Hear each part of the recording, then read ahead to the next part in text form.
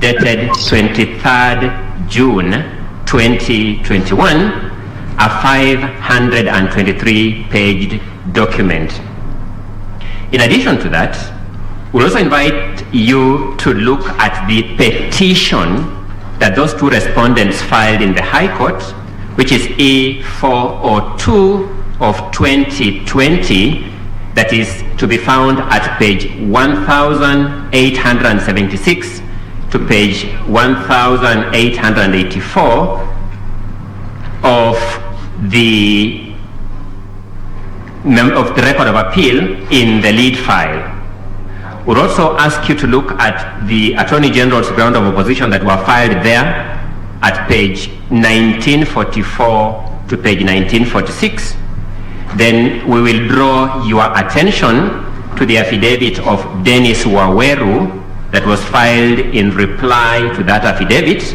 And the same, I will draw your attention to the appeal by the Attorney General at page 2678 to page 2689. Time permitting, I'll make some specific reference to that affidavit. Otherwise, if time doesn't permit, I'll just go ahead and draw your attention to the paragraphs that I want you to look at. Finally, my lords, I will invite you to look at the judgment of the High Court that touches on the issues that were raised by those two petitioners, and you'll find those issues addressed at paragraphs 633 to paragraph 698 of the judgment. Having said that, my lord, and looking at the limitations of time that we suffer in the course of these proceedings, I would wish to draw your attention to a literature that is found in the American literature on the American Supreme Court, and the book is called Stories of the Supreme Court Law Clerks and Their Justices in Chambers. And drawing inspiration from that, I want to pose the question: when the heat and dust in this room has settled and you have retired in your chambers with your law clerks to conference, what conversations do these two respondents expect you to have? The first conversation that these two respondents expect you to have is a conversation on whether our Constitution has a basic structure. In making that conversation, my lords, these respondents expect you to have a look at paragraph 468 of the judgment of the High Court. When you look at paragraph 468 of the judgment of the High Court, you realize that contrary to the appellant's submission that was repeated severally, that the Superior Court judges somehow retreated to India, found some decision there, and brought it to Kenya hook, line, and sinker, the judges of the Superior Court did something very different. They discovered a basic structure that pre-exists in our Constitution by looking at the history, the text, and the structure of this Constitution. The fact that they made reference to some comparative learning is something not objectionable, it's something praiseworthy, but it's important to note that they expressly took advantage of Kenya's history, Kenya's text, and Kenya's structure. In a way, my lords, I want you to reach an inevitable conclusion that the judges developed what is otherwise described as rich, indigenous jurisprudence. Rich, indigenous jurisprudence that takes into account our unique circumstances.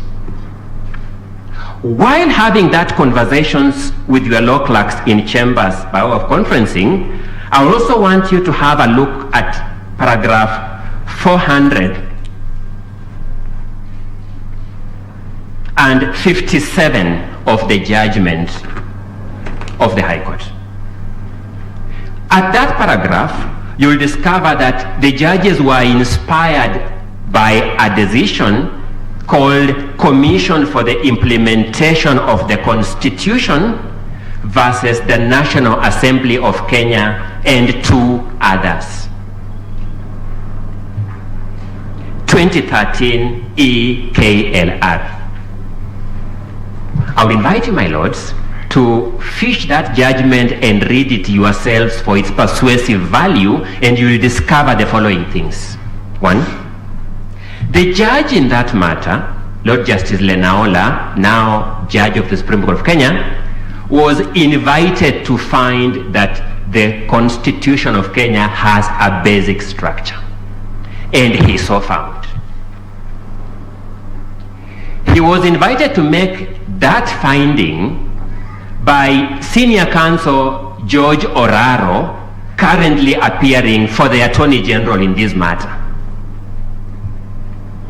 He was invited to make that finding by the very learned counsel, Mr. Nyamodi, currently appearing for the Attorney General in this matter.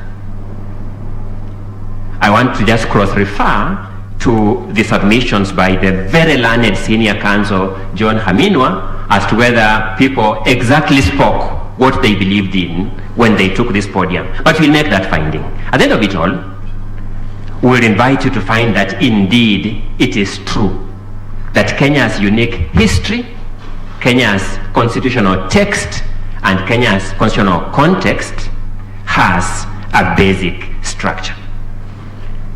The second question, my lords, that I would invite you to have a conversation with your clerks in chambers when you retire from this heavy duty is to ask, what exactly was the obligation of the High Court judges, and did they discharge that obligation in accordance with the prescribed rules or principles? The judges of the High Court, so far as the case of the 74th and 75th respondents are concerned, were invited to interpret the Constitution and to enforce rights.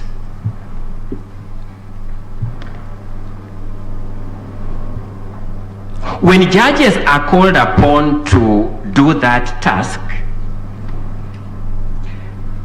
they exercise a jurisdiction that is prescribed in this Constitution and whose parameters is also supplied by the Constitution. For example, when they were called to enforce rights, they were subject to Article 20 of the Constitution that informed them that every person shall enjoy rights and fundamental freedoms to the greatest extent consistent with the nature of the rights and fundamental freedom. To the greatest extent. When the judges therefore say that we must secure citizen participation through first citizen information, civic information first, civic education as part of primary constituent power, constituent assembly, then you move on to the third stage, then you go to the referendum. Does that secure least enjoyment of rights, or does that ensure greatest enjoyment of rights? I submit, to the extent that inevitably you will find that that ensures maximum enjoyment of citizen participation, you must reach the inevitable conclusion that the judges had the correct approaches to the resolution of the dispute that was before them. The judges were then also obligated to utilize the guidance in Article 259 of the Constitution. Article 259 of the Constitution has a catalogue of many principles which in scholarly terms are summarized as a purposive approach to the interpretation of the Constitution. Once you read each of those elements in that catalogue, they are what we call a purposive approach to this Constitution. In applying the purposive approach, the judges delineated 3 powers that can be found in this Constitution. Primary constituent power, secondary constituent power, and constituted power. The question I'll be asking is, isn't it true that if you read this constitution, you actually discover those three powers? Article 1 yields such an interpretation. So you cannot fault the judge for the interpretation approach that they adopted in their resolution of this dispute. Allow me, before I deal very briefly with the direct question of the delimitation, distribution, and creation of constituencies, which bothered those two litigants now before you, to respond to some questions that my lords did raise yesterday. I think it was my Lord Justice Tuyot, you'll pardon me if I'm wrong, who asked a colleague of mine, learned counsel, the question whether in discovering whether an amendment is the same thing as a repeal, in reference to the Constitution, one can take recourse to the Interpretation and General Provisions Act. Thank you so much, my Lord. Our direct and straightforward answer to that question is that Section 2 of the Interpretations and General Provisions Act expressly prohibits you from taking recourse to that statute while interpreting the Constitution. It acknowledges that that statute has a definition of amendment in reference to statutes. But when it comes to the Constitution, it expressly bars you from using that one. That is an acknowledgement of what the respondents have been telling you here all along. Sorry, Mr. Ngoya, that's important. Yes, my lord. You are saying that it expressly bars you from using that method to the Constitution? What is the wording of the statute? The wording of, allow me just to put it this way, Section 2 of the Interpretations and General Provisions Act expressly says that that statute does not apply to the interpretation of the Constitution. Does it say so in those words? You want me to... That it doesn't apply to the Constitution? I mean, I just want to know that. Yes, it says so in those express words. In fact, it says, for purposes of that statute, the Constitution is not written law. It says so expressly. Okay. Thank you so much, my lord. That's Section 2? Section 2 of the Interpretations and General Provisions Act. Thank you. Thank you, my lord. Having said that, there was a question raised by, I think, my Lord Justice Kiage on the question of burden of proof, where a litigant comes to court and says there was no public participation. In fact, learned counsel stood here and audaciously told this court, the person who told the court like that there was no public participation had an obligation to prove it. Allow me to deal with the commonsensical aspect, then go to the Evidence Act. Commonsensically, my lords and your clerks in chambers will have to deal with the following question. So how do you prove a negative? How do you prove a negative if you bear that burden? But more directly, I would ask my lords to then ask your clerks to have a clear reading of Section 109 of the Evidence Act, which provides that the burden of proof as to any particular fact lies in the person who wishes the court to believe in its existence. It is actually the appellants before you who wish you to believe that there was public participation, that public participation existed. By instrument of Section 109 of the Evidence Act, the burden of proof lay on them.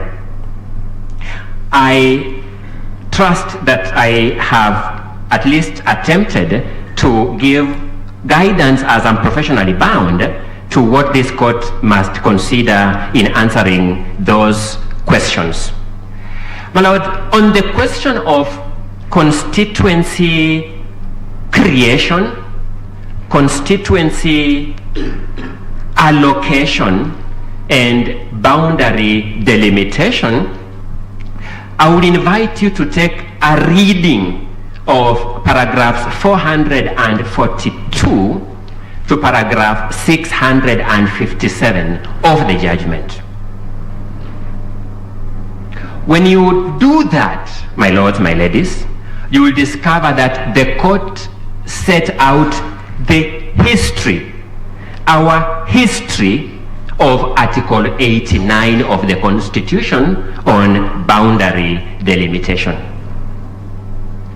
None of the appellants in their written submissions and none of the appellants in their oral submissions here have challenged specifically the historical account of the judges on Article 89 of the Constitution.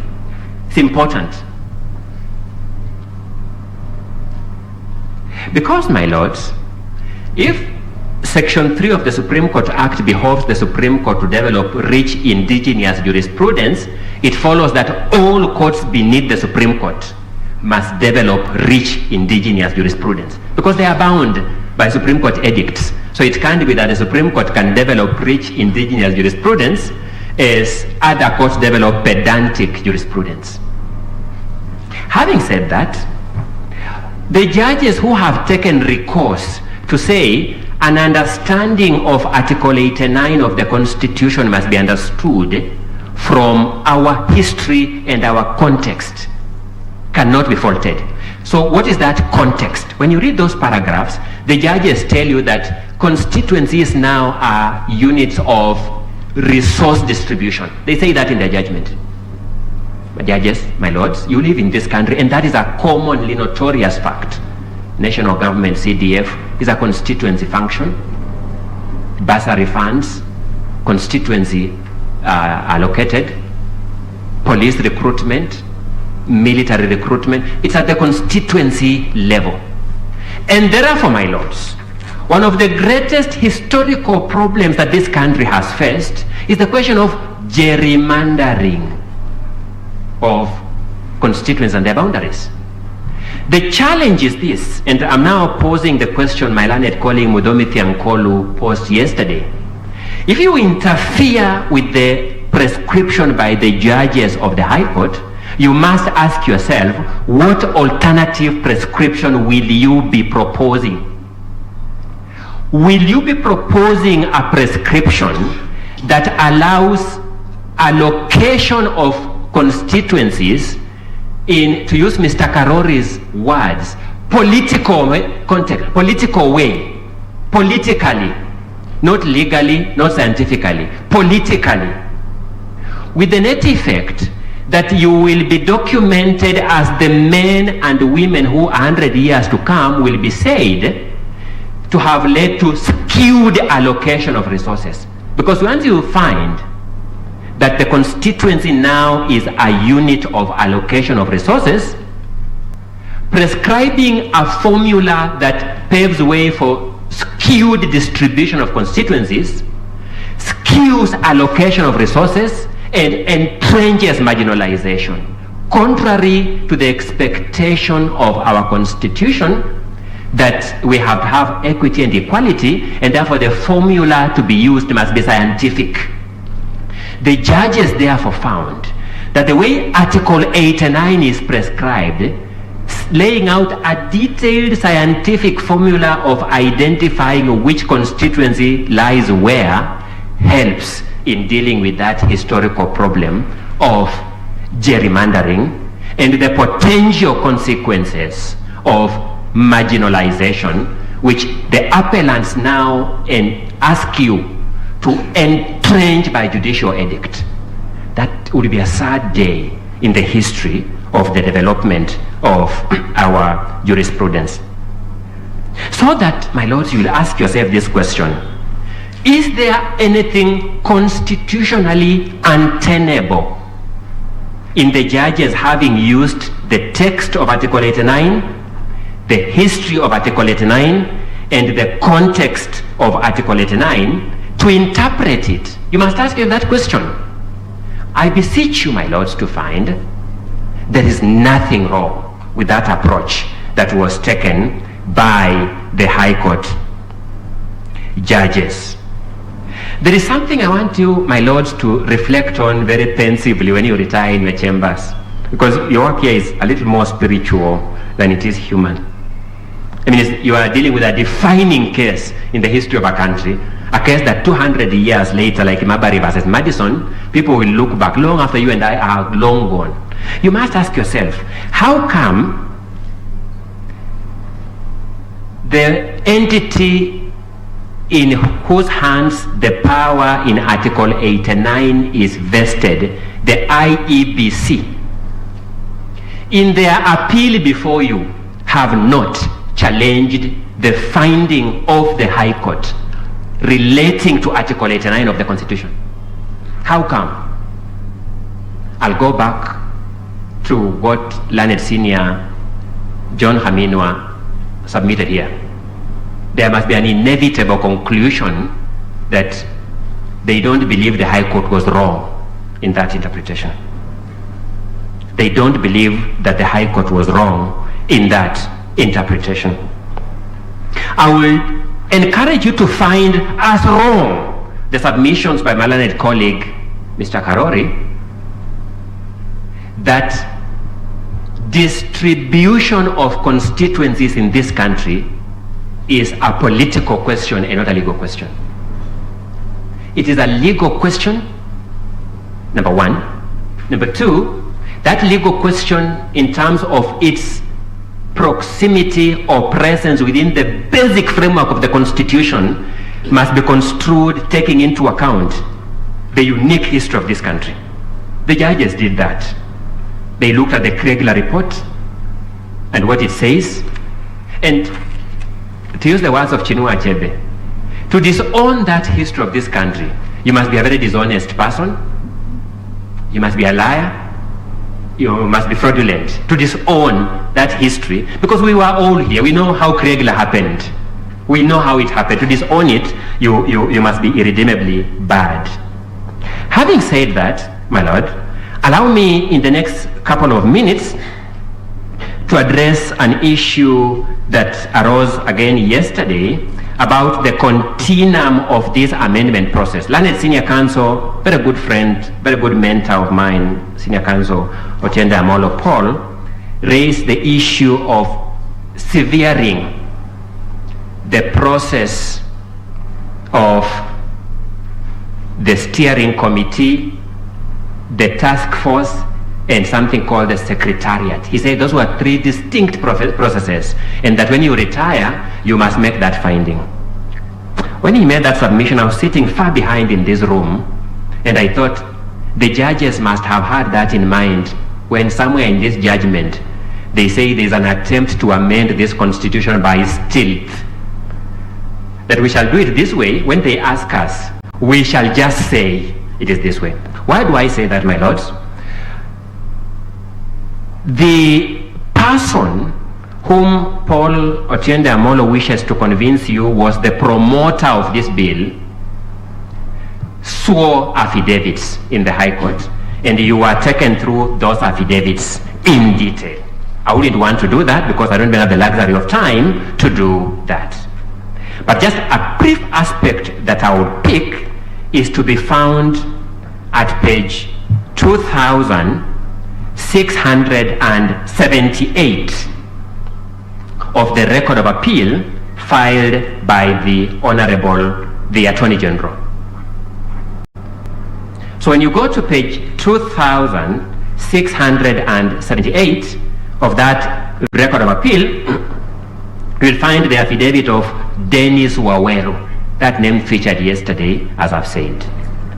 Turning over leaf, Dennis Waweru told the High Court in a sworn affidavit that, paragraph 5, my lords, I'll not ask you to take verbatim this because it's not necessarily find the record, but for the full effect of my submission, I'll take you through it. That the building bridges to a united Kenya was created. Who created it? Was created and mandated with the task of initiating a constitutional amendment process and unifying Kenyans, among other functions. That the Building Bridges Initiative Task Force and Secretariat he now says they were one and the same functionaries. And the Secretariat conducted a robust nationwide public engagement and a collection of views on a wide array, including meeting professionals and professional bodies, among others. That upon receiving those views on various issues, it, which now refers to the Building Bridges to a United Kenya, same original entity, made various legislative, policy, and constitutional amendment proposals. Now, my Lord, we are told to ignore this that we said on oath, that this was a continuum of a process. Because when you look at this judgment that is impugned, they are saying the judges of the High Court confused this to have been a continuum of a process. That's in a nutshell what they are saying. They themselves, on a sworn affidavit, are telling those same judges that same story, that this was a continuum, one continuous process on a sworn affidavit. And that's the person you are told that is actually the promoter. My Lord, allow me to make one argument that my learned colleague, Ms. Angawa, made yesterday, and she asked me to cap it up because of the time constraint she suffered yesterday, that even if you and I really celebrate the young, what we call young counsel who appeared here, because they have really proved that the future of the profession is safe. I must put that on record. Even if you are to believe my learned colleagues for the IEBC, that referendum in this context is governed by the Elections Act, even if you are to believe them, I'm sure following Ms. Angawa's submissions, they may consider departing from that position. But even if you are to believe them, you then see that the obligations in the Elections Act are such that the National Assembly, when it is faced with an issue that is supposed to go to a referendum, has an obligation to approve one or more questions. One or more questions. So that, how does the National Assembly approve one or more questions? It must consider whether it is a question worth going for a referendum. There must be a thought process applied to it. And you'll see later, as she submitted yesterday, that where there are more questions, there shall be a referendum committee for each question. For each question. That's what the statute that the IEBC is calling upon you to follow says. It follows, therefore, that if the Parliament, for example, has to apply its mind to the question before it, the issue that somebody has to keep running to court to get an interpretation every time, then going to consider whether is it not, cannot arise. My Lords, I will submit to you that Parliament, for example, the Speaker of the National Assembly by law is prohibited from allowing debate on a motion that is unconstitutional by law. The Speaker cannot allow debate on a motion that is unconstitutional.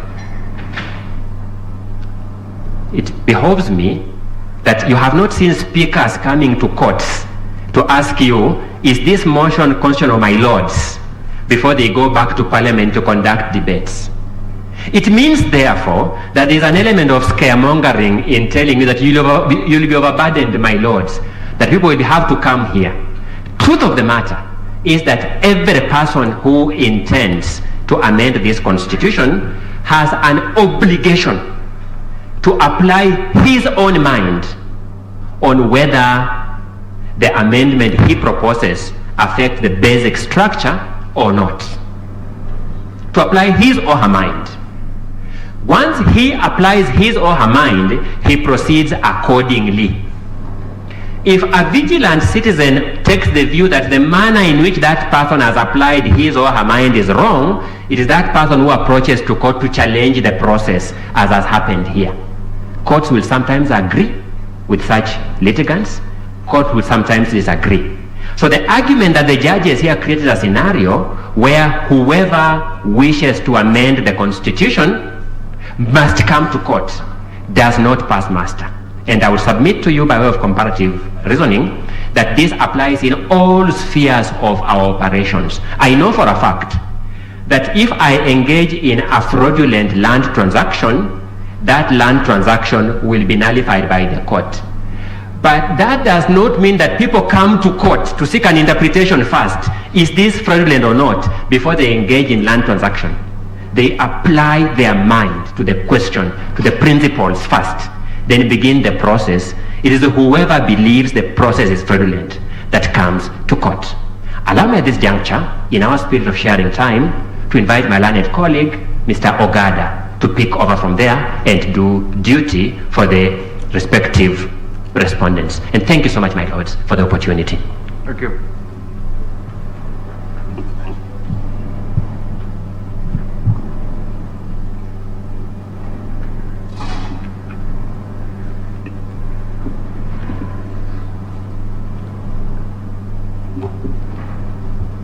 Good morning, your lordships, your ladyships. I must start by paying homage to my seniors, ladies and gentlemen who have toiled and did service to the profession, though we sit on opposite sides. Particularly have to recognize the efforts and input of Senior Counsel George Oraro, decent gentleman in every sense of the word, Senior Counsel James Orengo, Gatonye, Martha Karua, all protocols observed, Alicia Ngoya. You have done well for us and you have blazed the trail for us. In the spirit of recognition, I have to recognize my teacher, Professor Ben Murumbi Sihanya, who sits on the other side representing the Building Bridges Initiative, and the Honorable Raila Odinga. And I will recall Professor Sihanya for not only being a great teacher, but also for the manner in which he dispatched me to the world of the profession and into the world of work. This is what Professor Sihanya told me and my colleagues, ushering us into the world. Go ye, people of Jerusalem, as he called us, and speak the constitutional truth. Speak truth to power. Professor Sihanya, I can assure you that I am here to speak the truth, and I will speak the constitutional truth to the following questions relating to boundary delimitation and review. The appellants have raised certain questions with regards to the decision of the High Court, and certain issues have been raised with regards to the people and sovereignty. Certain issues have been raised with regards to the authority of the High Court. And most particularly, there have been raised concerns with regards to public participation. Judge President Musinga, you posed a question yesterday. Who are the people? I will attempt to proffer an answer. The people as a constitutional construct, and indeed the term the people is a continuous theme under the Constitution.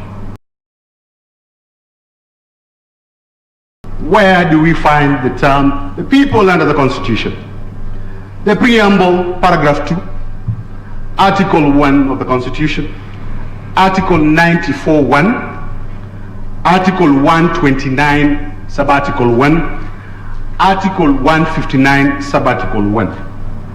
That is not an exhaustive list, but those are the salient examples. Now, the term the people was bandied by the appellants to show that the court, the High Court that is, usurped a power belonging to the people. In doing that, the High Court was faulted for ignoring the popular initiative, an initiative of the people, under Article 257. And in any case, the High Court was faulted for stopping the people from accepting or rejecting the Constitutional Amendment Bill at a referendum. In examining the concept of the people, and we refer to the people at paragraph 2 of the preamble, Article 1, Article 94.1, 129.1, 159.1, we submit as follows: that the Constitution knows of a distinct and graduated schema of the term the people and or authority exercised by and on behalf of the people. We want to make reference to the following. Volume 7 of the Attorney General's list of authorities in appeal, at page 2645, contains the submissions of the respondents, Justice Juma and Isaac Ogola, in the High Court. And specifically, I want the courts to examine paragraph 21 of the main text, which is referenced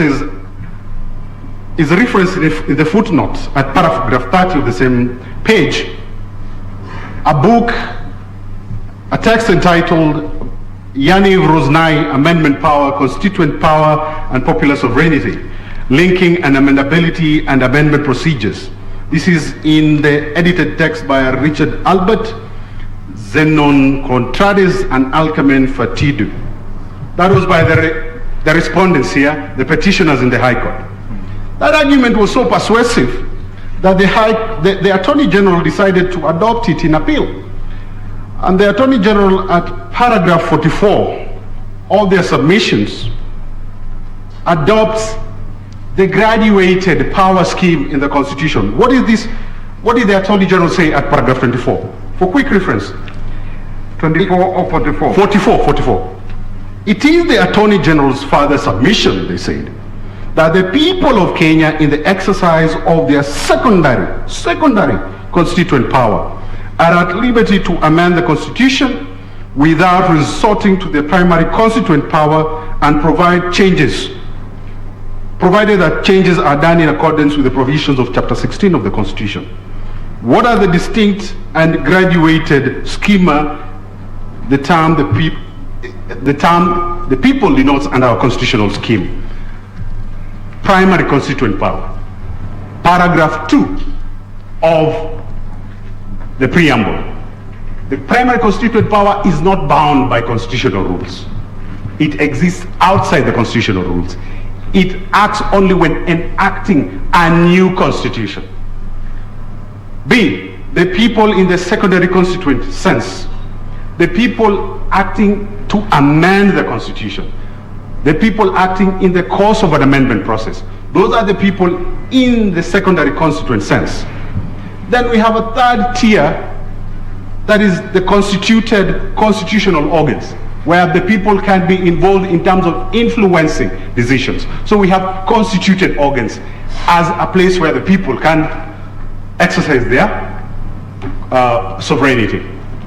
Constituted organs include the judiciary, the executive, and of course the legislature.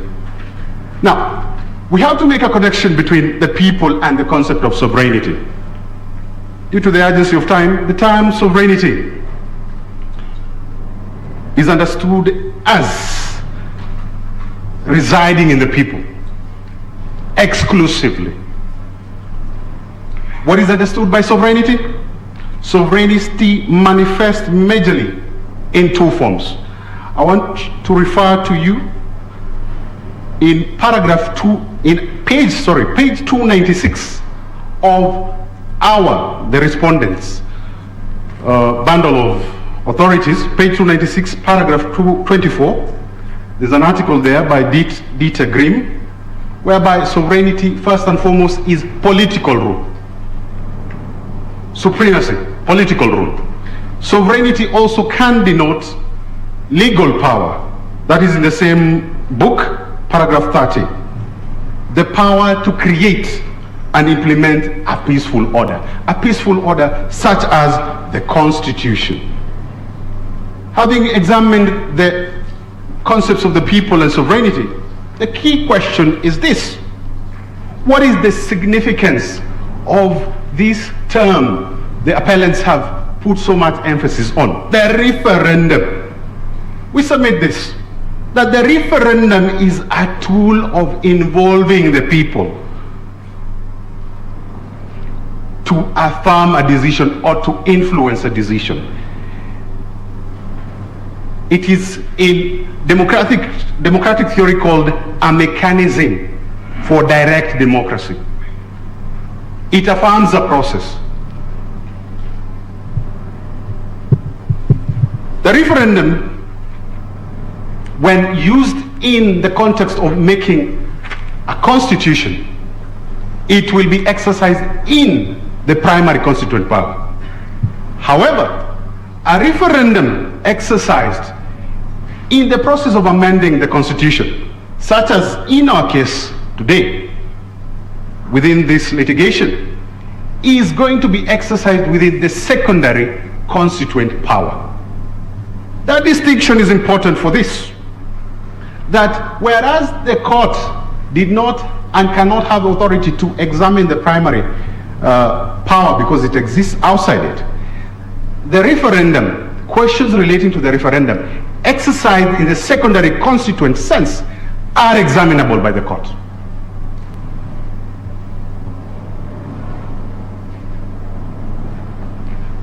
Quickly, we then move to how the sovereignty, the concept of sovereignty, reveals in the Constitution. And we have provided two articles, Dietmar Green and Daniel Lee, in our bundle of authorities. Dietmar Green explains sovereignty, political rule, legal rule. Daniel Lee explains sovereignty as popular sovereignty. Popular sovereignty means this, that sovereignty in the practical sense is channeled through constitution, through constituted organs. So sovereignty can be channeled through the judiciary, the executive, parliament, and there is bona fide power exercised for the people. So when the judiciary exercises sovereignty delegated to it by the people, it acts bona fide. And the same is true for the IBC, that at Article 249, one is expected to express sovereignty on behalf of the people. And let this message be clear out there, that the IBC is an independent, bona fide recipient of the sovereign power of the people, and only responds to the people, and acts in authority as granted by the Constitution to nobody else. Quickly, I move to the authority of the court. There's a growing habit in this country. Senior Counsel James Orengo made an allegory of Jezebel. Jezebels in this country have had the habit of every time judicial officers make judicial decisions in accordance with the Constitution, the Jezebels will go call judicial officers' names, deprecate their image, all in the name and in the belief that the judiciary is a lesser branch of government, that the elected branches purportedly have higher status than the judiciary. What is the authority of the High Court and indeed the judiciary under the Constitution? We have established already that the judiciary is a direct beneficiary of sovereign authority. That is not controvertible. The Constitution enables the court to be a situation, a site for sovereignty of the people. Chapter 10, Article 159(1) employs the term vests. This term vests was only used in the Constitution in reference to the judiciary and to the legislature at Article 94(1). Ask yourself, when it comes to the executive, the term vest is not used. What is the message that the drafters of the Constitution were sending to us? And what does the term vest mean? The term vests And the article under the Black's Law Dictionary refers to this: conferring ownership, to invest in a person, full title or property. It can also mean an immediate fixed right. So, ladies and gentlemen, the Honorable Court, the judiciary is vested with property.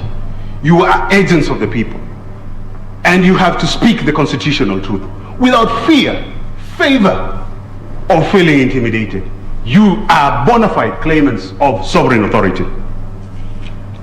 The High Court, as structured in the Constitution, loosely adopts what is called the Kelsenian Court in conceptual theory. Professor Gidu Muigai submitted here that the High Court engaged in lofty theory. Theory in constitutional law is part of the footstools, the African stool. Theory is one of the footstools that anchors the law. The law is anchored on the who, the what, the why. The who, substantive law. The what, substantive law. The why, theoretical law. The how, procedural law. So theory. The Constitutional Court, Kelsenian Court as it's commonly called, is a product of histories around the world. The Kelsenian Court, such as our loose model in Kenya, is equipped with a special unique power, the power of judicial review. And that power is ably pronounced at Article 165(3). And that is the authority that the court claimed when it examined the substantive values of the Constitution in the impugned bill and the procedural steps. Because the court is empowered to examine substantive questions, the value questions, and the procedural steps, the procedural values of the Constitution. And Article 165(3)(d)(2), I hope I'm correct, any threat to the Constitution is enough to invoke the authority of the Kelsenian Court, as the High Court did, in drawing from the sovereign authority it receives from the people. The High Court exercised bona fide authority. That is the authority granted to it under the Constitution. And therefore, it is demeaning, it is a tad arrogant to cast aspersion on judicial offices, to demean the image and integrity of courts for specifically doing what is decreed and declared in the Constitution. We submit a Kelsenian Court, the High Court, enjoying the Kelsenian prominence loosely as it is in the Constitution, is a bona fide recipient of sovereign authority from the people of Kenya. Quickly, I move to public participation in the context of constituency and boundary delimitation. We have provided material in our bundle of authorities at page 428 to 429, and this is a scholarly article by Professor Tina Nabachi and Matt Lediger, Public Participation for the 21st Century. A lot has been said about public participation, but this was not said. Public participation enjoys its pride of place at Article 10. And Article 10 deals with principles and or values of the Constitution. Now, what is public participation? This is our submission, that public participation is a differentiated power track. What do I mean by a differentiated power track? It is authority belonging to the people, sui generis, and must be exercised in its quantitative and qualitative sense, and that is without apology.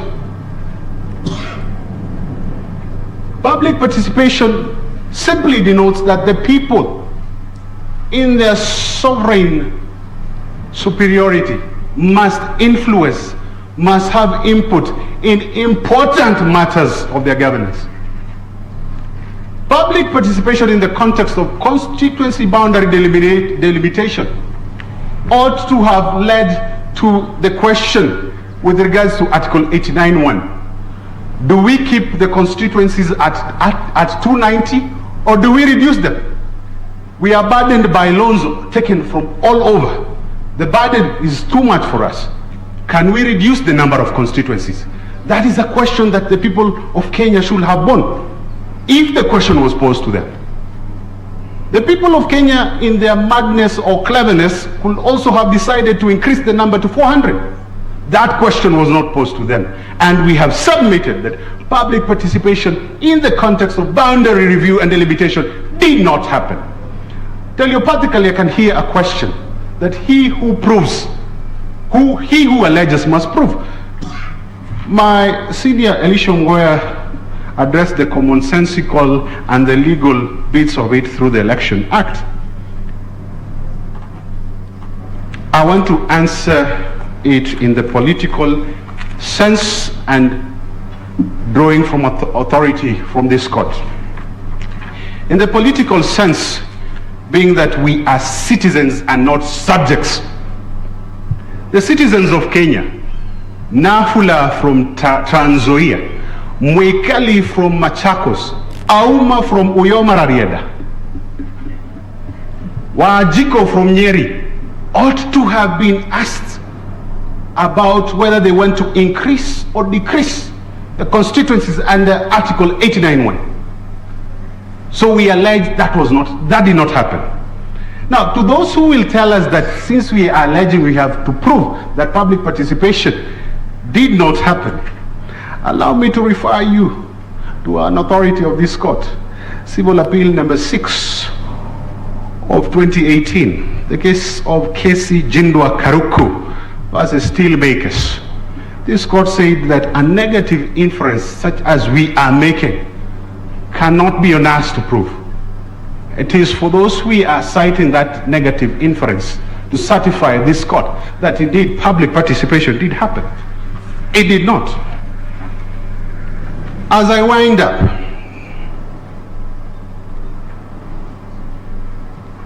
and in conclusion, one Kenyan who unfortunately demised, and Kenyans quite clearly remember him, the late senator for Homa Bay, one Gerald Otieno Kajwang, contributing to the Bomas Devolution Committee, said this: we are the people. We must disperse power. We must share resources. We have to spread power horizontally and vertically. Quite animated as he was, that is the message of this constitution. Power has to be deconcentrated from the center. The people have to have their share of power as they envisaged under the constitution. Public participation being one track of authority as we declared and decreed unto ourselves. Another Gabriel, and this is Gabriel de Riquetti Comte de Mirabeau. This is a French legislator in the context of the ousting of King Louis XVI, a despot par excellence during the French Revolution. Told this to the military guards who were sent to come and disrupt the Constituent Assembly. I will say it in French and I will translate it in English. Allez dire au roi que nous sommes ici par la volonté du peuple et que nous n'en sortirons que la force du baïonnette. For those who don't understand French, basically what Gabriel de Riquetti, Comte de Mirabeau, said is this: that go tell your master, your king, that we are here by the will of the people and we will only be forced out by the force of the bayonet. That's an exhortation for this honorable court. Mudomi Thiankolu, addressing you yesterday, told you not to drop the sword. When that sword was dropped, we had the radical surgery where judicial officers were treated inhumanely and demeaned for extraneous reasons. The tenure of the judges was removed for extraneous reasons. The constitution was reduced to blanket piece of papers. Gazeti tu ya kusoma. That is what we hear them say. This constitution represents the solemn will of the people of Kenya. This constitution was inked in blood. This is a product of a constitutional moment. 2007, when people died, killed, mercilessly butchered. That led to this constitution being and coming into life. It cannot be, as has been suggested from other quarters, that this is an elite pact. Hell no. This is a product of blood and sweat of ordinary Kenyans. I end by saying this to the Honorable Court and in echoing the words of a very noble son of Africa, Deputy Chief Justice Emeritus of South Africa, an admirable man, Digang Moseneke, the courage of principle. You have to have courage. The principle is in this constitution. Take fortitude in what it says. Courage, principle, adherence to our constitutional pre-commitments. Those are the only saving lines for us not to drop the sword. The insults will come, the calumny will come, the indignity will come. But to you and for the people of Kenya, it behoves you to do one and one only thing: pre-commitment to the Constitution, and that alone will suffice. I submit. Thank you. Thank you, Counsel. Who's next?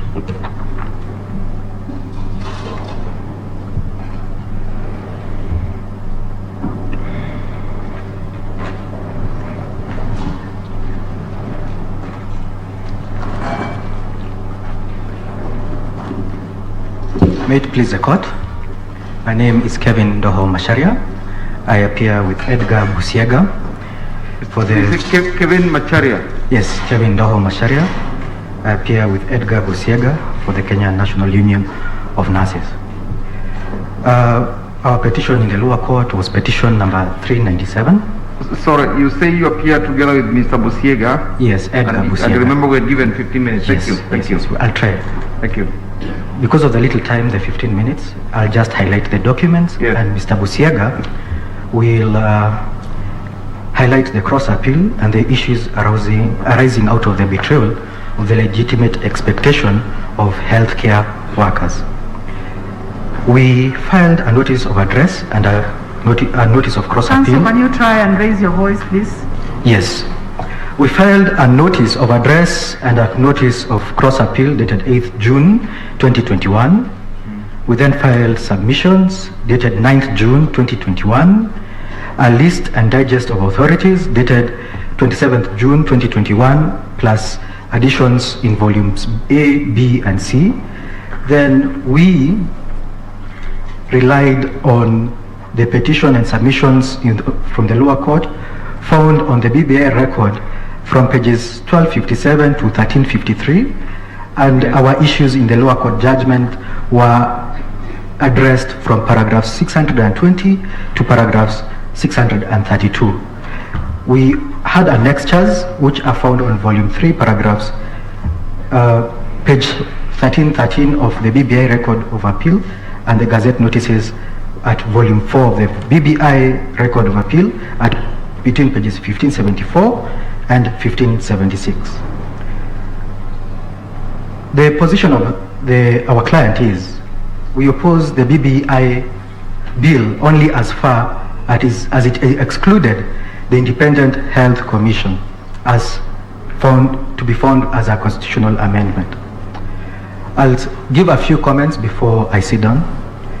On the basic structure, we submit that a constitution does not contemplate eternity clauses. We rely on an authority called Dead Hand Constitutionalism, Honduras, and the danger. Counsel, Yes. let me understand you. You are, other than for the part where the learned judges did not agree that you ought to have been included in the amendments. Yes. In actual fact, you are actually opposed. No, you are supporting the appeals.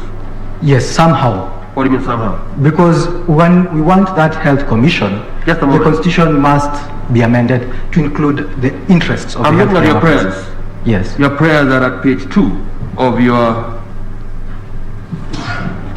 notice of cross appeal, and you're saying that you want the judgment delivered on 13th to be set aside, the entire judgment be set aside, and The petition to be allowed. your petition be allowed. Yes. That's as far as we go. So you That's want as far as our submissions go. so you are supporting the appeals.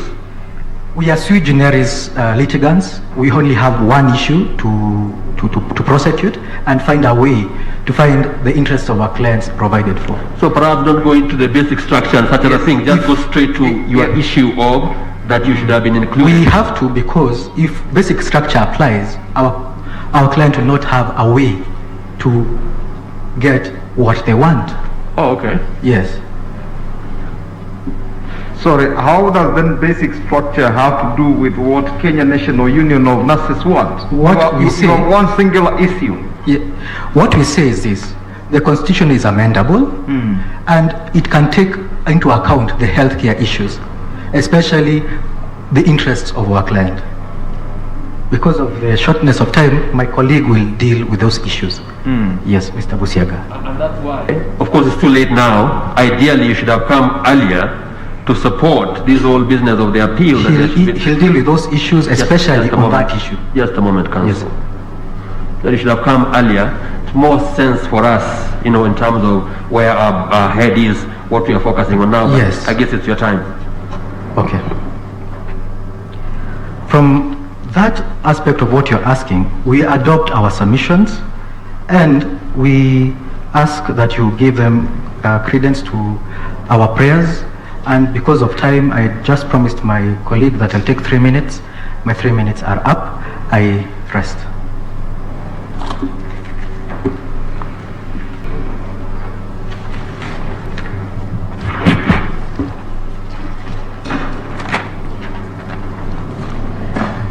Thank you, Your Lordships. My name is Edgar Busiaga, for the record.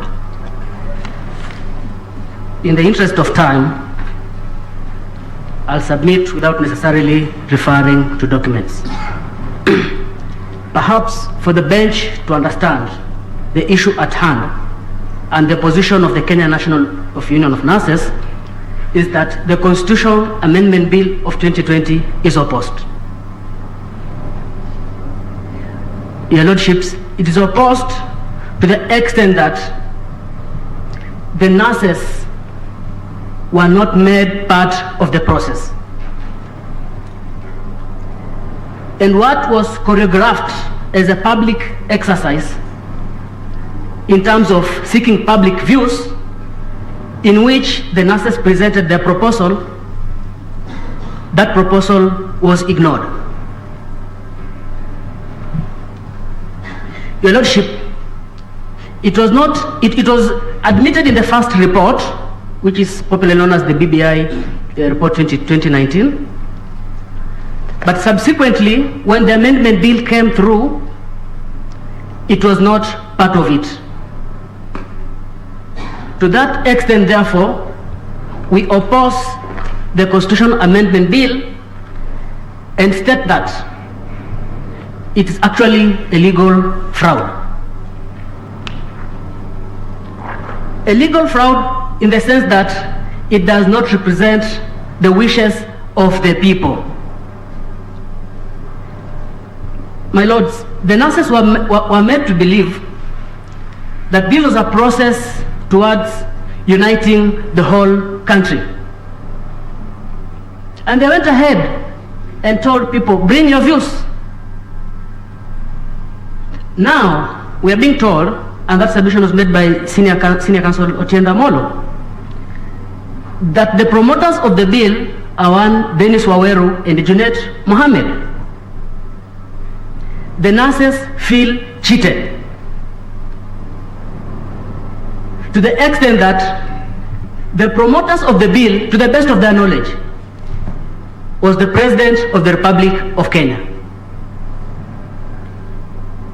And since the nurses were willing to be part of building a country, they subjected themselves to this process. Along the way, it turned out to be a farce,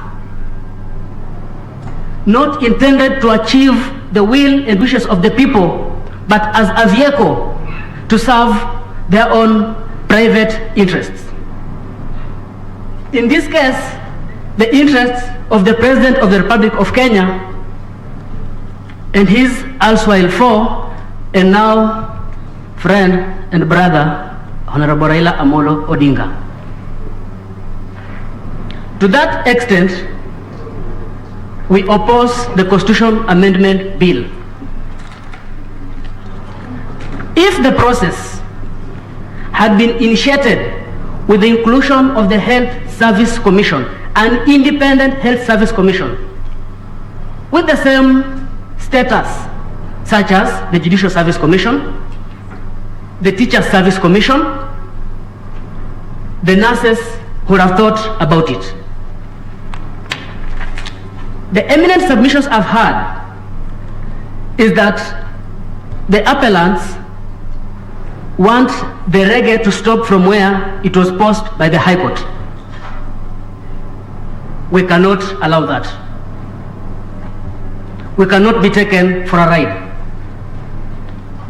The Constitution Amendment Bill does not represent the wishes of the people. Now, I'll address the element of legitimate expectation as argued in our documents. Your Lordships, the cornerstone of legitimate expectation arises from a considered assurance. In this manner, nurses, bring your views, we look at them.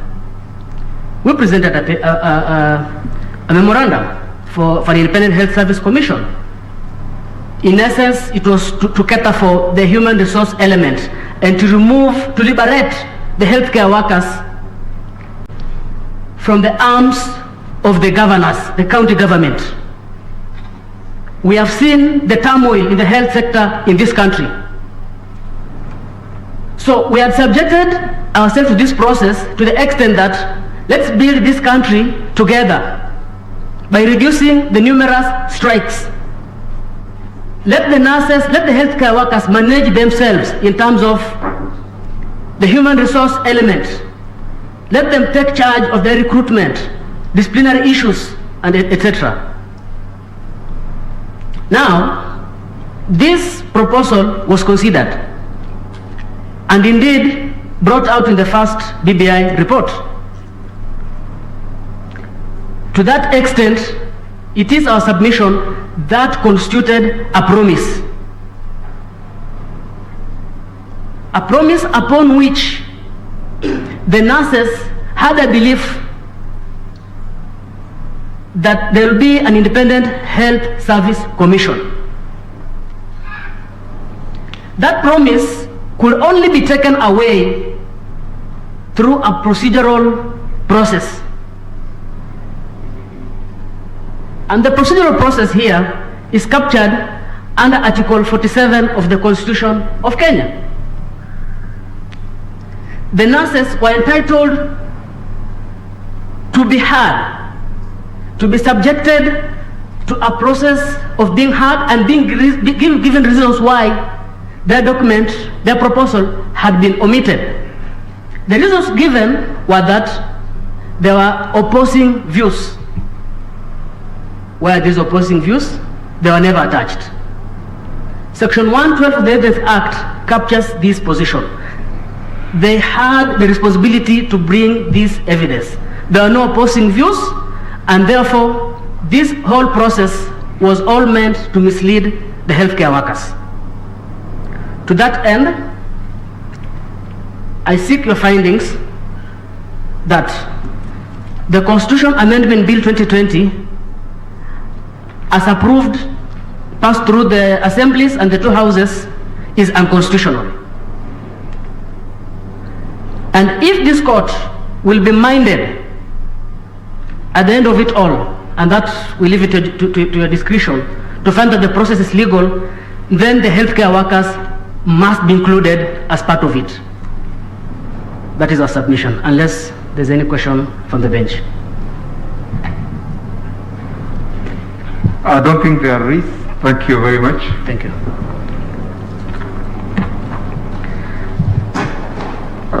Can we move to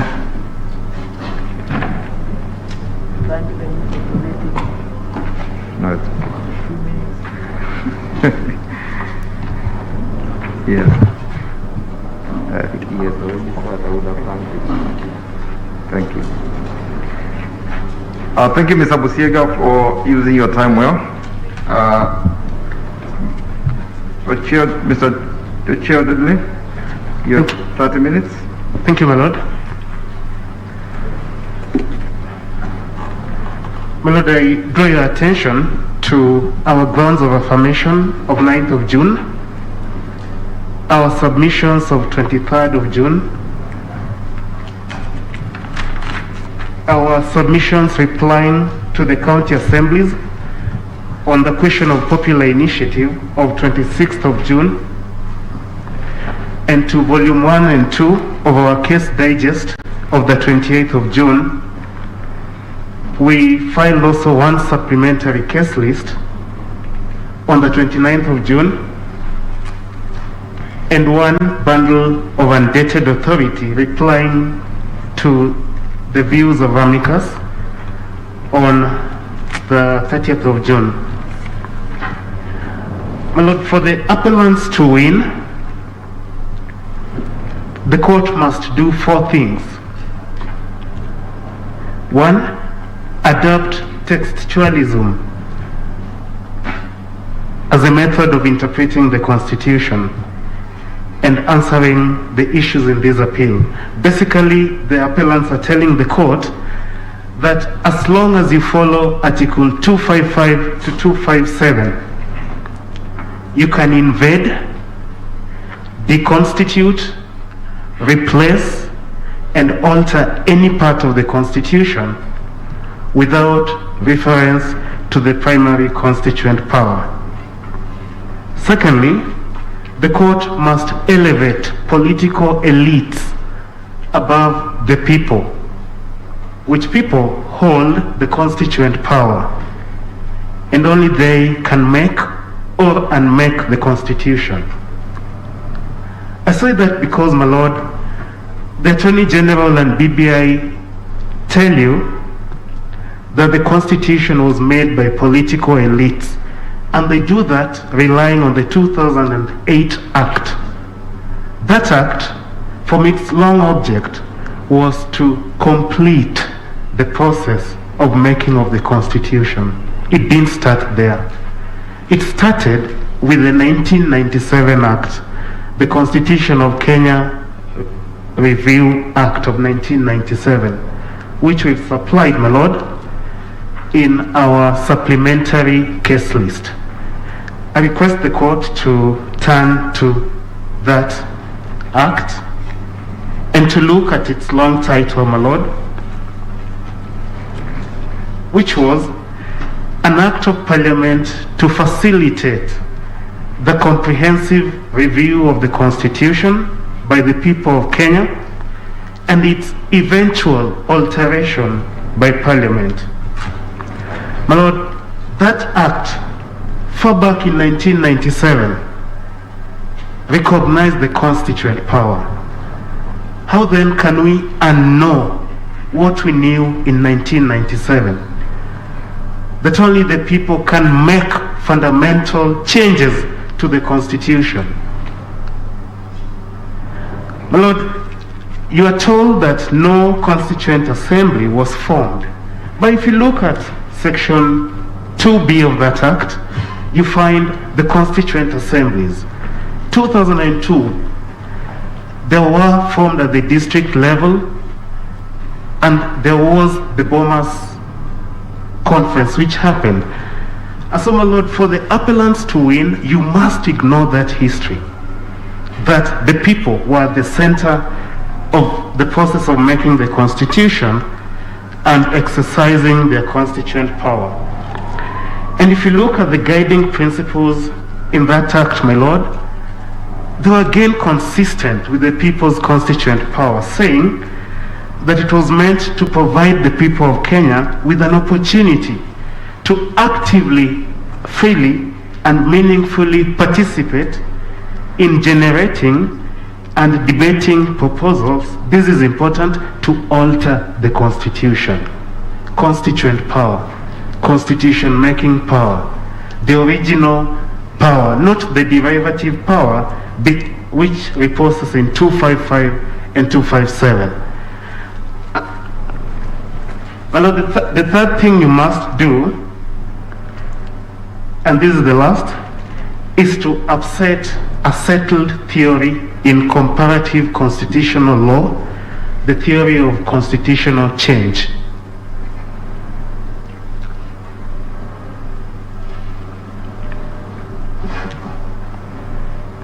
That theory, my Lord, in a word, is to the extent that the power to amend the Constitution is not the power to annihilate it. And my Lord, before I come to the bulk of that, the Attorney General accepts Yaniv to be an authority. Senior Counsel George Oraro told you so. Then when the court asked Senior Counsel about the familiarity between India and Kenya, that was Justice Musinga, if I remember, Senior Counsel's response was, there's no similarity. Yaniv, at page 42, records the answer to be as follows: that India was faced with far-reaching attempts by Prime Minister Indira Gandhi to amend its constitution. We have before you 78 missiles directed at the heart of our constitution. Yaniv, page 42. That is the context in which the Indian courts applied the basic structure doctrine.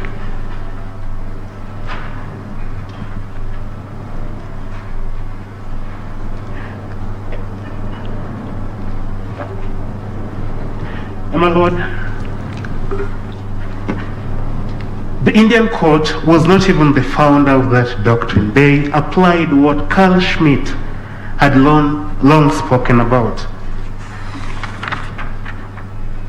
My Lord, in his book on the theory of the Constitution, which we've supplied to the court, you'll find Schmitt saying that the Constitution does not make itself. It is made by a higher power. That is the constituent power.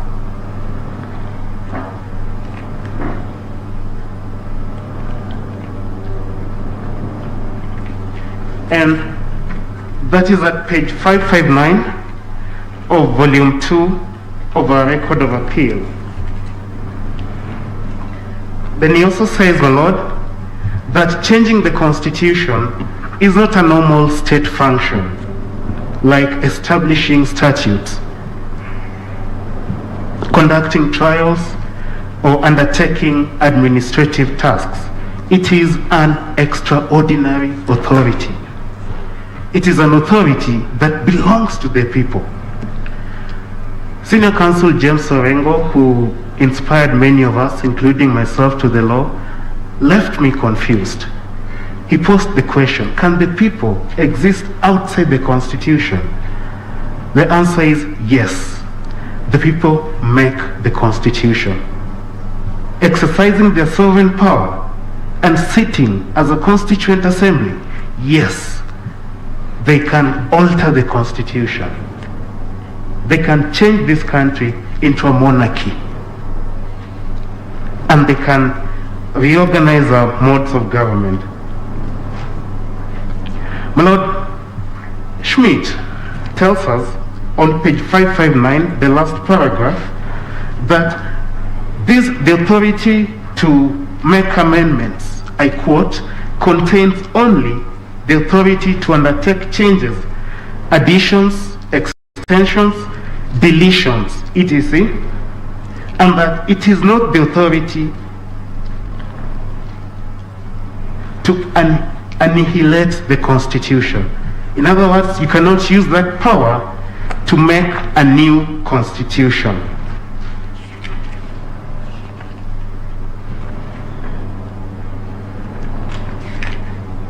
And so that I move from Schmidt to someone else, my Lord, if you look at page 545 of volume 2 of our case digest, you will find Schmidt telling us that a constitutional law is the enabling legislation of the constitution-making will, and that it contains in it all that you need, so that if additional individual norms are written into the Constitution, that only has a technical juristic meaning. The constituent power does not have to be written into the text of the Constitution. And that disabuses the views of Fombard, who tells you that because Article 255 and 257 do not contain the words Constituent Assembly or Basic Structure Doctrine, they cannot be invoked by the court. My Lord, did Kenyans intend that this Constitution, like the current one, could be replaced, abrogated, altered gradually by amendment? I urge you, my Lord, to look at your screens for a moment and let us see also why the High Court's finding that the inquiry is factual makes sense. Kindly show us amendment number 7. My Lord, this is from page 1150 of the Attorney General's Record of Appeal, volume 3.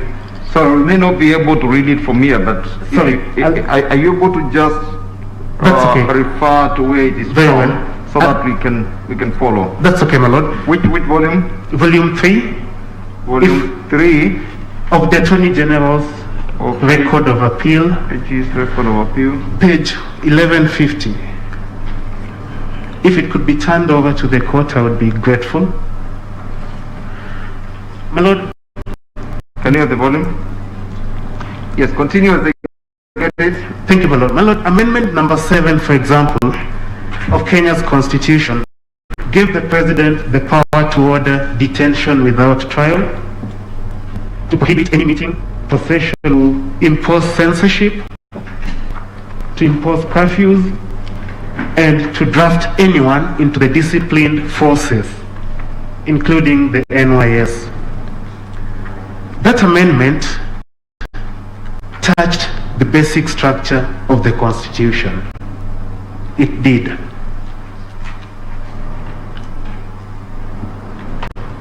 The second amendment, which turned Kenya from having a prime minister to a president, also went to the basic structure of the Constitution. And the one which deleted the counties, then we call them regions, also touched the basic structure of the Constitution. Number 7. Amendment number 7, my Lord. Then just refer to the numbers in the interest of time. Thank you, my Lord. My Lord, there's also amendment number 14, which made Kiswahili the only language in the National Assembly. That's an amendment because it is consistent with the body of the Constitution. It does not make fundamental changes.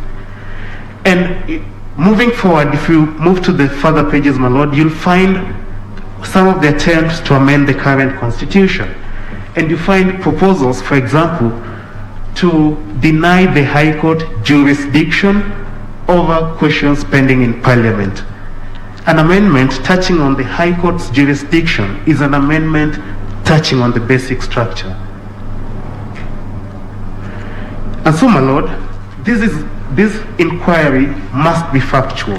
You must wait for the amendment to come before you, look at it, look at the body of the Constitution, its language, and decide if or not that amendment affects the body, affects the basic structure.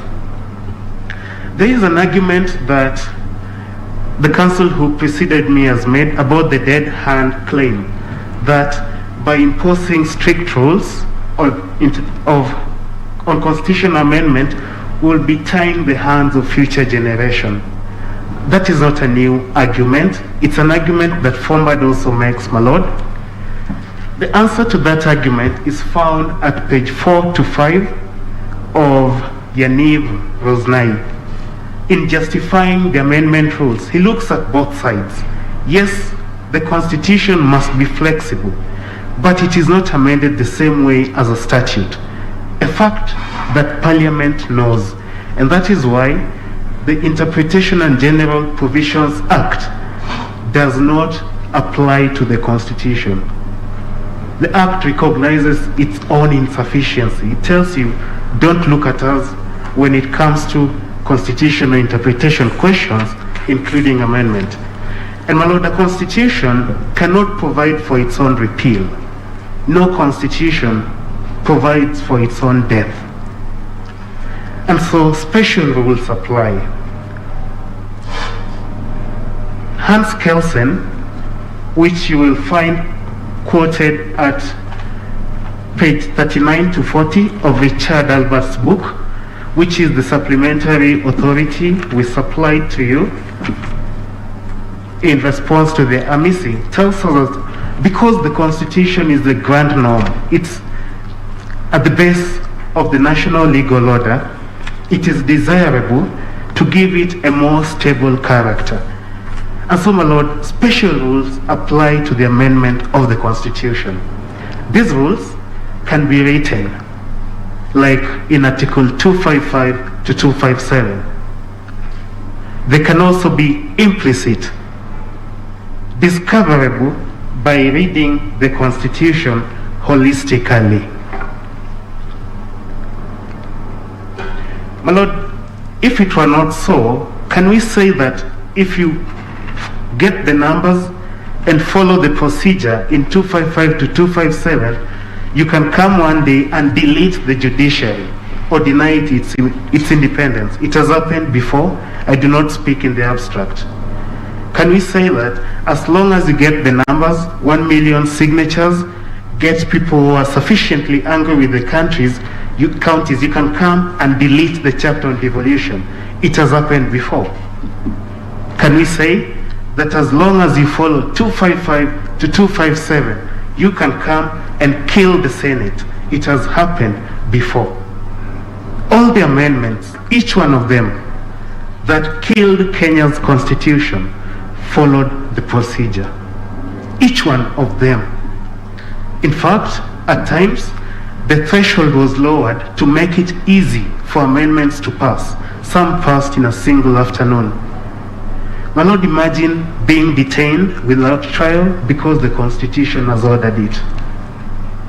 Where does one turn to? And so the Constitution must, my Lord, while they see, I quote, a doctrine of a highly doubtful.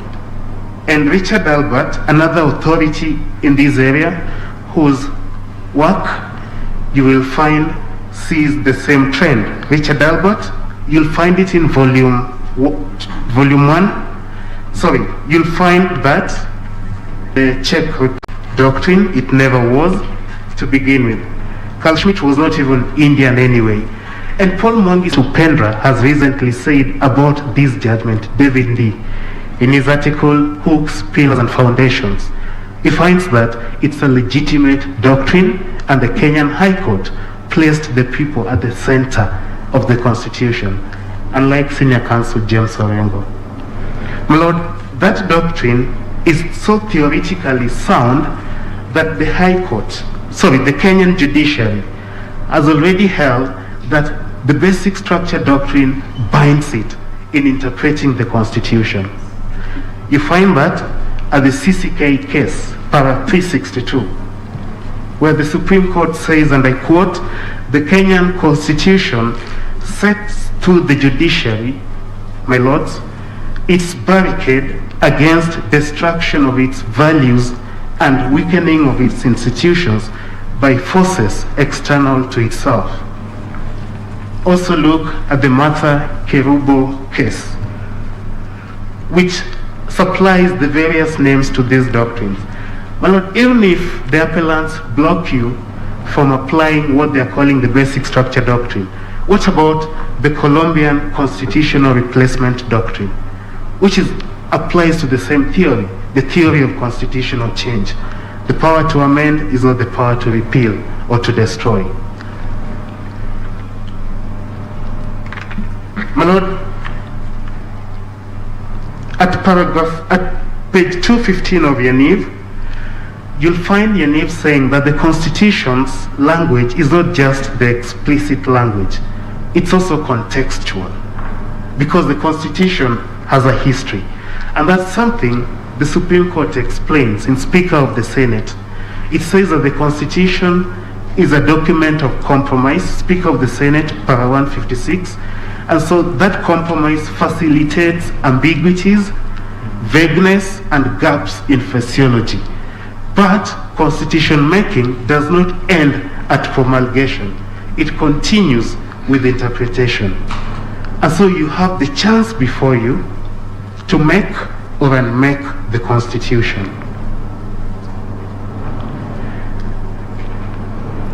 My Lord, to allow the appellants to win, you'd also have to disregard all modern constitutional law comparativists. Paul Genyap, we've supplied you with Hawak, Hannah Lena, David Landau, Rosalind Dixon, Mark Tashnet, all modern comparativists, because their work support the High Court judgment. I move briefly, my Lord, to the question of presidential immunity. And my Lord, the President does not enjoy absolute immunity. If he did, for example, under Article 143.3, the President can be sued after he leaves office. It freezes time from running. 143.3. What sense would it make to sue the President after he leaves office for official acts? Why would we bother a retiree after he leaves office? And so in short, Article 143.3 must be interpreted holistically, that's one, as the High Court has done recently in Katiba Institute, a case I was privileged to argue against Senior Counsel Waweru Gatonye. The President, on being sued for failing to appoint the 41 judges, raised a preliminary objection urging his absolute immunity from all processes. The High Court overshot that. We ask you also to do the same. Number two, there's no single president that from any country in the world that gives the president absolute immunity. President's Counsel could only rely on Nixon versus Fitzgerald, but Nixon versus Fitzgerald had different facts. It was a claim for damages for unfair termination. It was not a public law claim like the one before you. So it does not support, it helps us. And if you look at it, my Lord, you'll find phrases like private lawsuits, damages, liability for damages. It prevents private lawsuits. And the reason in Kenya is because of 165.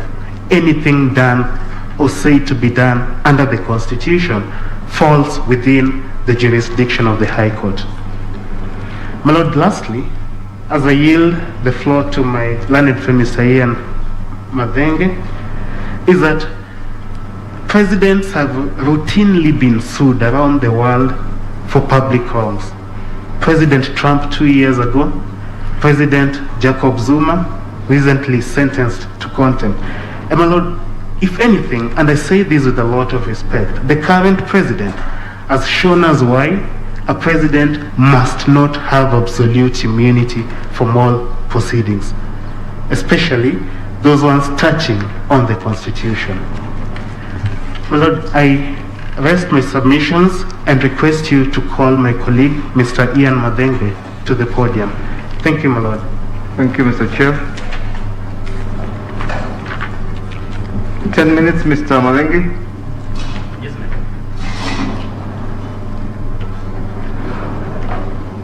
Good afternoon, my lords. Good afternoon, Mr. Madenge. Let me start from where my colleague has left by assisting the court on two issues. The first issue, my lord, is whether the text of the Constitution supports basic structure. And I will be making two arguments, my lord. The first argument is that the text of the Constitution indeed supports the basic structure. And to illustrate this, that the Constitution has a core content. There is no Constitution without a core content.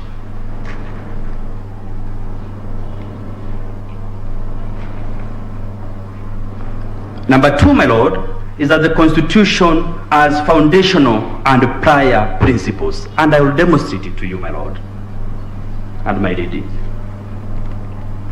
Foundational and prior principles. Okay. What we call immutable principles in constitutional law. Yes. To demonstrate that, my lord, is Article 4.1 of the Constitution. 4.1 indicates that Kenya is a sovereign republic. It just declares the state of Kenya. It does not in any way grant Kenya sovereignty. That can be contrasted, my lord, with Article 156.1, which establishes the Attorney General. Number two, my lord, even more important and revealing, is Article 4.2. It provides that Kenya is a multi-party republic founded on national value. So the foundation of Kenya and the Constitution is indicated in Article 4.2. That is what we call the value system of the country. You find it there. If you change that, you are replacing the Constitution. That is the value system expressly provided. And one claim, my lord, that I think will not be controverted is inherent nature of human rights. You find it in Article 19.1 and 19.3. Inherent nature. It indicates that that is prior. It is immutable. The Constitution does not grant it. It cannot change that. I will not go on, my lord, to discuss what was discussed on the issue of Kasevananda, but there is a misrepresentation. The High Court did not follow Kasevananda, line, hook, and sinker. It adopted it to our situation. Kasevananda said you cannot amend. The High Court says you can amend using the 4 steps which call in the constituent power. I left that point there and move to the second point, which is even more important, my lord. The second point, my lord, you are told that the president is the one who promoted the popular initiative. I will not delve into that. The question that I'll seek to answer, can the president promote? And to answer that question, my lord, I'll refer you to authority number 78. Authority number 78, that is volume 2, page 677 and 673. It defines what is popular initiative. We provide an authoritative definition of popular initiative in 673 to mean the rights of the people. And keyword in both is the people, my lord. You say page 677. 677 and 673. 677 is paragraph 4.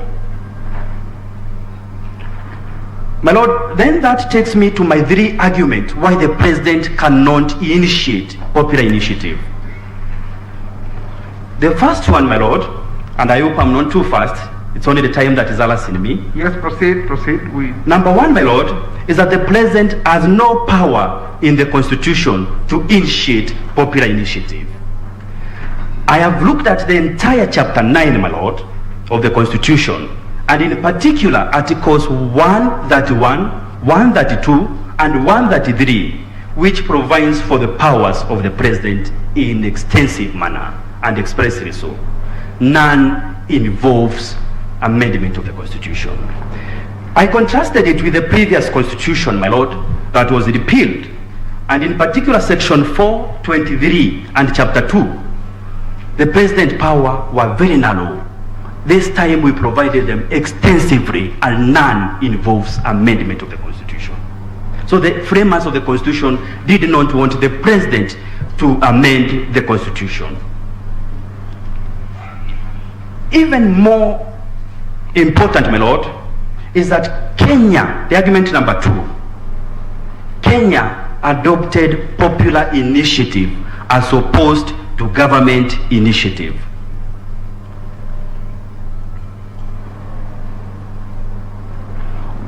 Globally, my lord, there has emerged 2 types of initiative: government initiative and popular initiative. And we have done a comparative study of the practices. And I want to refer, my lord, you to our Band of Authorities, volume 2, authority number 79. This is key, my lord, to the determination of this case. Authority number 79, page 736. That is volume 2, authority number 79, page 736. What is the authority? Please mention it. It is Andy Amani, the Referenda and the Citizen Initiatives. Andy Amani, the Referenda and the Citizen Initiatives. And that authority, my lord, contrasts 2 types of initiatives that countries can adopt. The first one is government initiative, and it identifies 2 characteristics. And that is what you'll find also in Turkey, to give an example. Number 1, it can only be initiated by the government, either legislative or executive, my lord and my ladies. That is the first characteristic. The second characteristic, my lord, is that the government decides whether to call the referendum or not. So like Turkey, it's only the president who decides whether to call referendum or not. That can be contrasted with what we call popular initiative as described in that authority. And popular initiative has the following characteristic. Number 1, it is a people's pushed process. Number 2, it has signatures, threshold of signatures. That is page 737, authority number 79. Page 737, authority number 79. That answers that question decisively, my lord and my ladies. And lastly, it has verification of the signatures. That is a key element.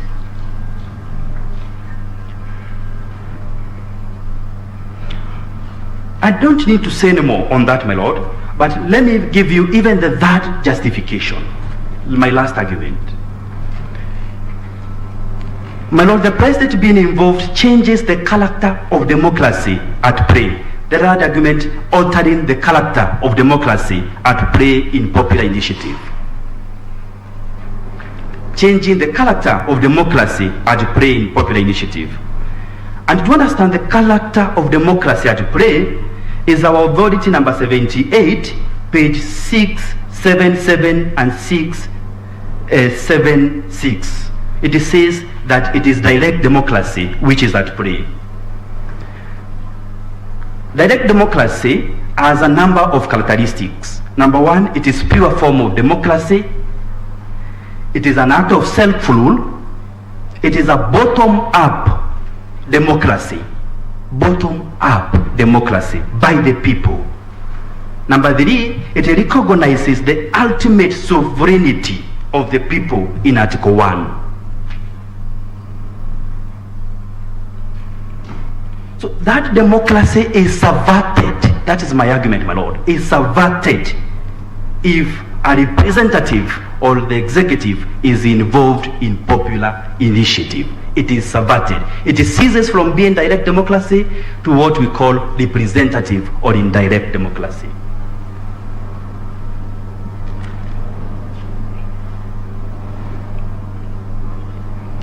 Last submission. The last submissions, my lord, is that the Constitution, and this has been said, is that the Constitution distinguishes between the people and the representative. That is Article 1, 2, the people may exercise directly or through their representative. 1, 2, my lords. And number 2, Article 255 3b. Article 255 3b says that the amendment be brought by the people and the representative, or the representative. So the representatives are not the people as per the Constitution. That is the conclusion, my lord, that the representatives are not the people. And for that reason, my lord,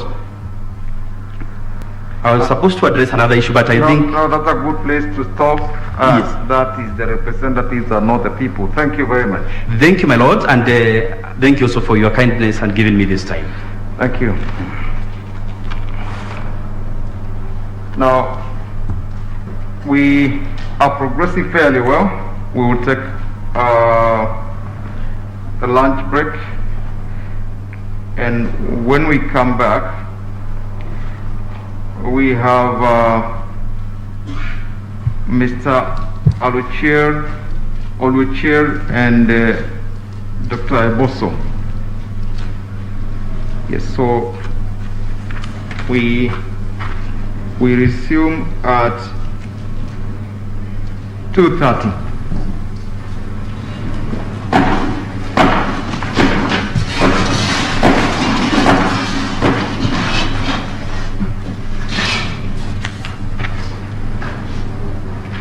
This conference is no longer being recorded.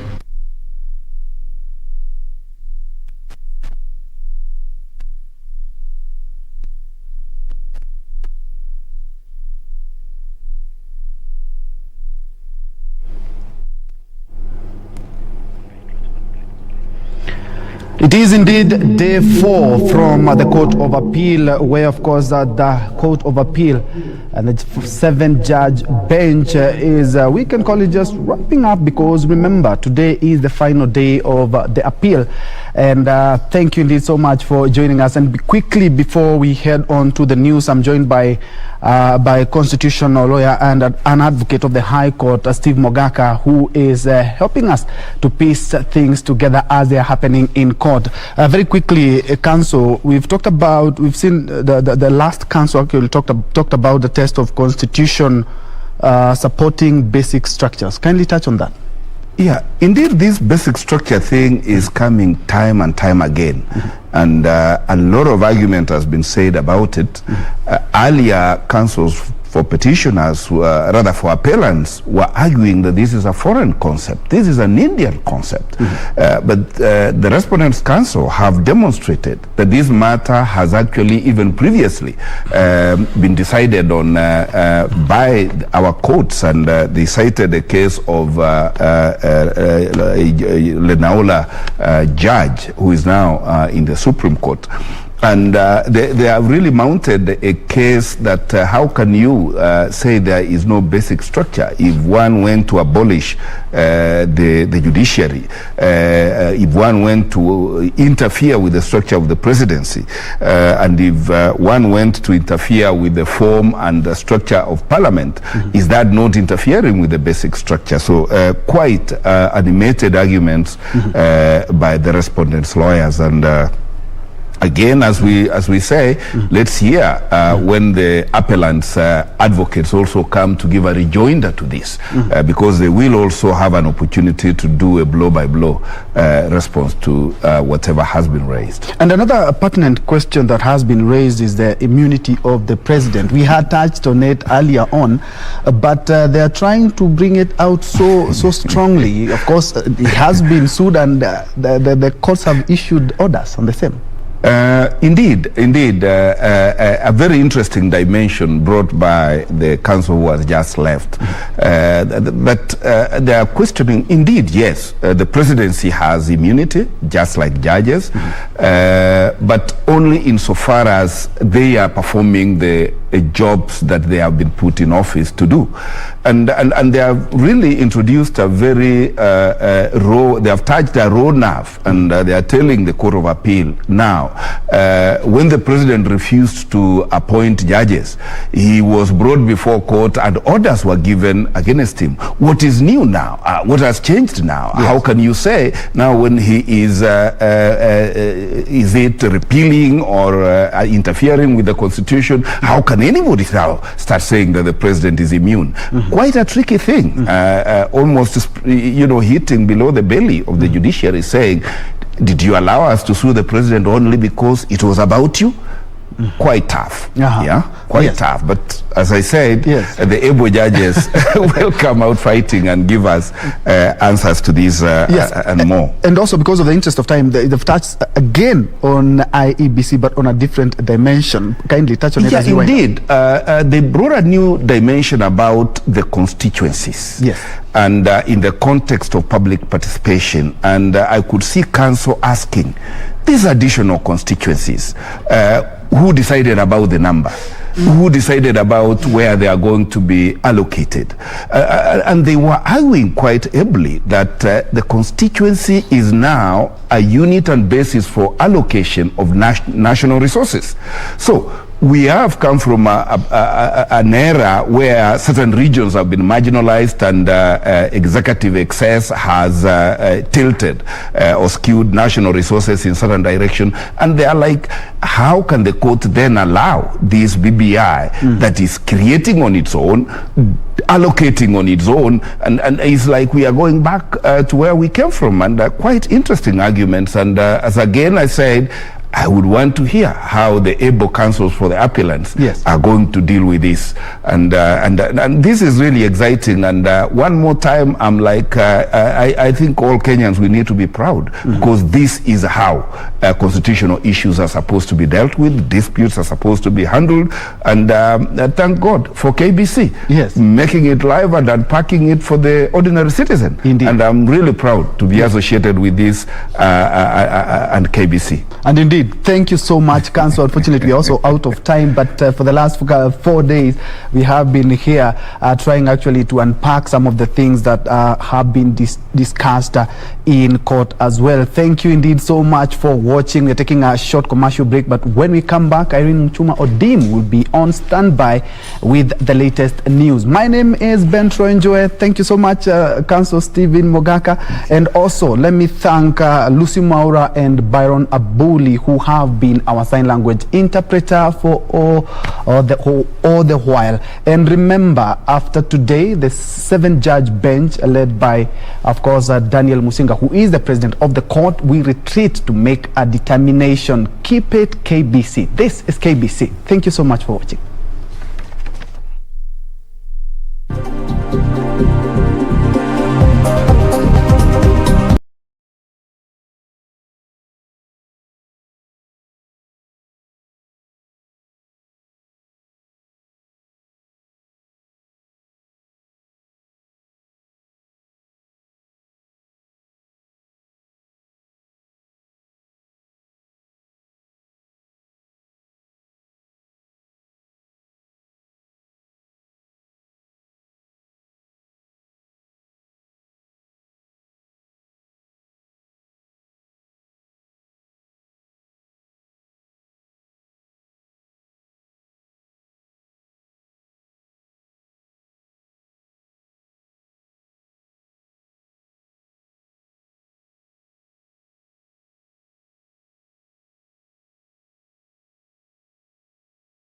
Much for making the time to join us this morning. Today on the show, we shall be taking a look at the very latest that's making headlines and catching you up on what has been prioritized in the dailies here in the country and, of course, beyond. Thank you so much for joining us. And of course, my name is Jesse Rogers. Good morning from wherever you're tuning in from. Welcome to Morning Express.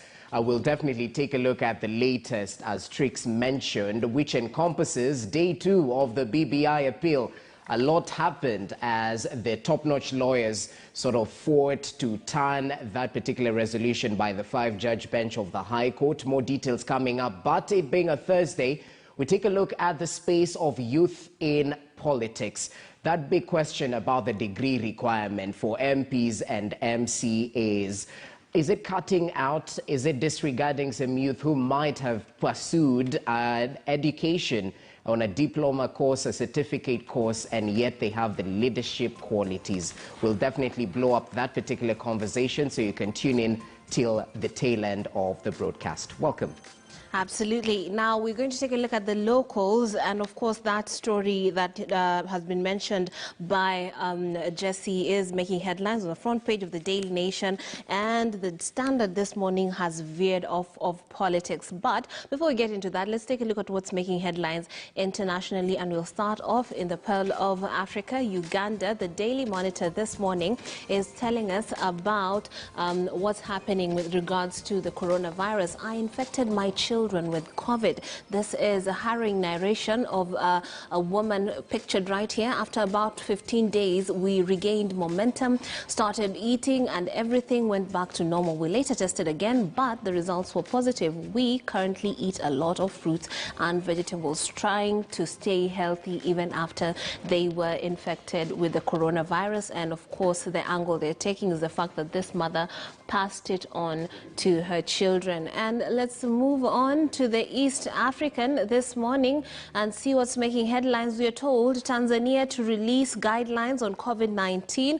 Finally, this country is hearkening to the harsh reality of COVID-19, and they're making moves. This is just one of many. This comes a few days after primary and secondary schools were scheduled to reopen in that country. Right there, they're also giving us a tally. Still no official statistics as promised by President Suluhu on their COVID-19 infection rates. They're standing at 509. Kenya's at 172,491. Uganda is over 52,000. And there are, of course, we have also Rwanda right there. Eswatini using COVID to crush dissent. According to this report, a curfew announced on Tuesday coincided with overnight protests in the country. Find out how those two are coinciding. And also, Somalia presidential election, or rather vote, set for October 10th. The country will have new MPs and a president by October if the schedule is followed. And COVID-19 in Rwanda has closed its schools yet again. And also Mugabe's daughter fights off land reforms. Mugabe's daughter Bona and her husband have gone to court to block a redistribution of their farm. Let's move on to Rwanda and see what's making headlines. On the Rwanda Today, we're told a violation of health protocols sparks the spread of the coronavirus. And as we have seen right there on the East African, they are closing schools yet again owing to that spread. Then we're told African Union warns EU over vaccine certificate inequity. And we're told African Union has warned that the European Union's non-recognition of AstraZeneca COVID-19 is, of course, unfair. Also in South Africa, news making headlines are that from liberation to hero, convicted criminal. He fell from grace before the end of his second term in 2018, ousted by the ANC, by his own ANC party, over accusations of corruption and abuse of power, and that is former President Jacob Zuma. Also in Tanzania, that we're being told in Rwanda Today about those new guidelines that have been released and the closure of schools in Rwanda following the spread of COVID-19. Moving to Tanzania, the Citizen this morning is telling us analysts are backing Samia over Bagamoyo port. That is pictured right there. President Samia Suluhu Hassan pronouncement that the government has restarted negotiation on reviving the 10 billion Bagamoyo Port project has promoted debate on the matter. Take a look at that, find out what more news is making headlines in Tanzania. Also, we are told U.S. exudes readiness to help Tanzania COVID-19 jab agenda. Of course, part of those guidelines, that story is also making headlines underneath that article.